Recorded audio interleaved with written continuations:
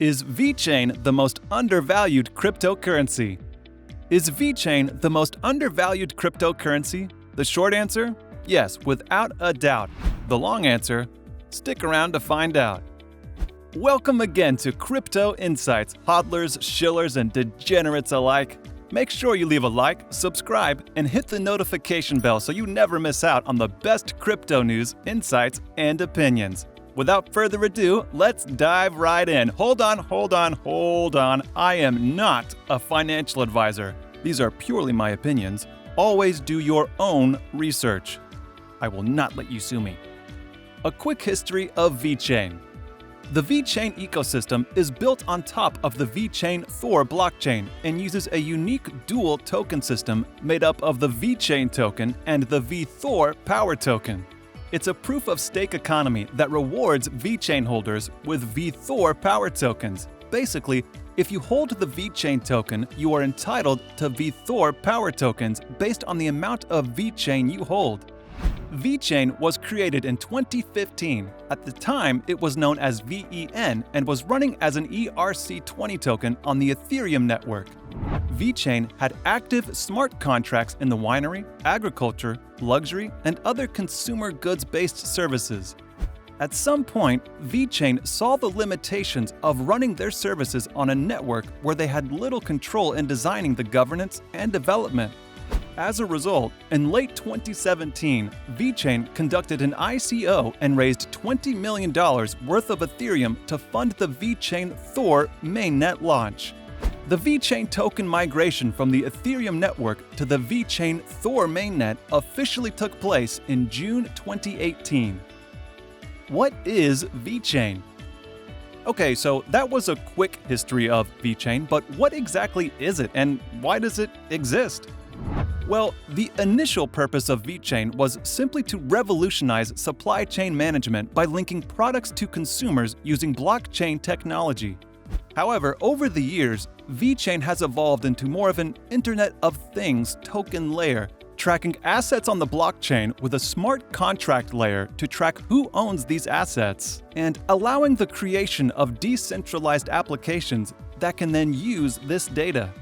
The VeChain token is the store of value and the currency in the VeChain ecosystem, whereas the VTHOR token acts as the energy or power used to make transactions on the VeChain network. For example, to pay for executing smart contracts or transactions. It's a proof-of-stake economy that rewards VeChain holders with VTHOR tokens. Like I mentioned earlier, if you hold the VeChain token, you automatically earn VTHOR tokens based on the amount of VeChain you hold.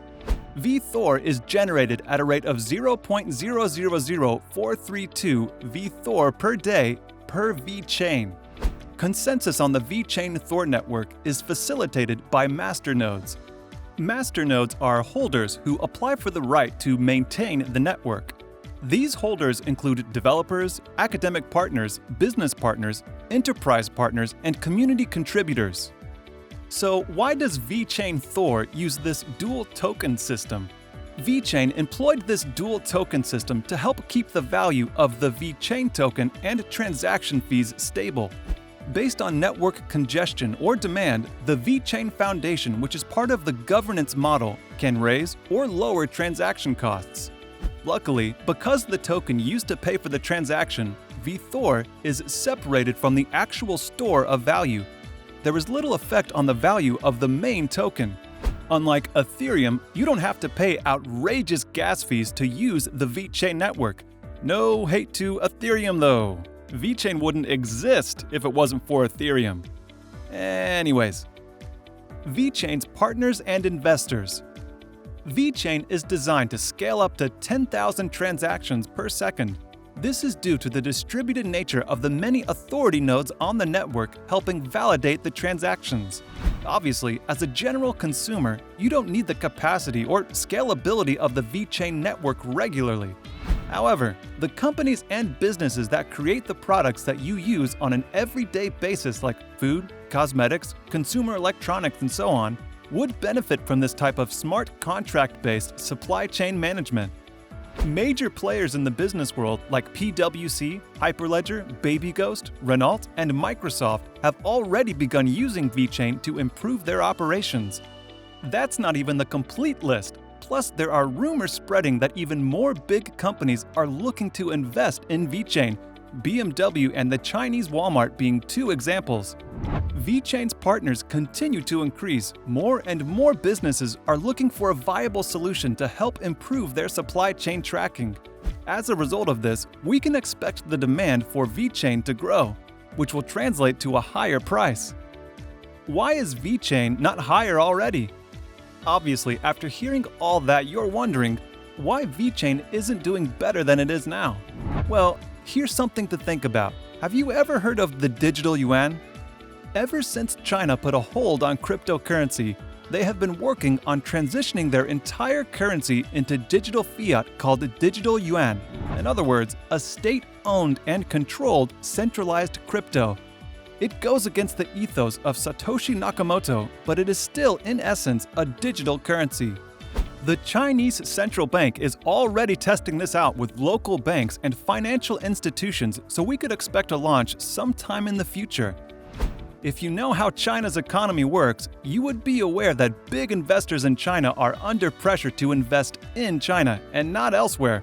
Therefore, companies like VeChain have limited reach in China. However, let's say that China finally releases this digital yuan and opens up their entire economy to crypto. The flow of money in and out of China is gonna be crazy, and VeChain is going to soar, along with other currencies. But the VeChain project has a big advantage thanks to its unique use case. Then again, this is just me speculating. Who knows if China will release the digital yuan currency? Even if they do, will it cause the price of VeChain to grow? Who knows? Another factor to consider is if China goes full-on digital, what will this do to the US dollar, the stock market, and the Western and global economy as a whole? The stock market could crash, the crypto war could begin, Amy Schumer could be funny. It's interesting to think about, right? Conclusion. Although it is super undervalued, VeChain has been holding its own and the price action this year has been amazing.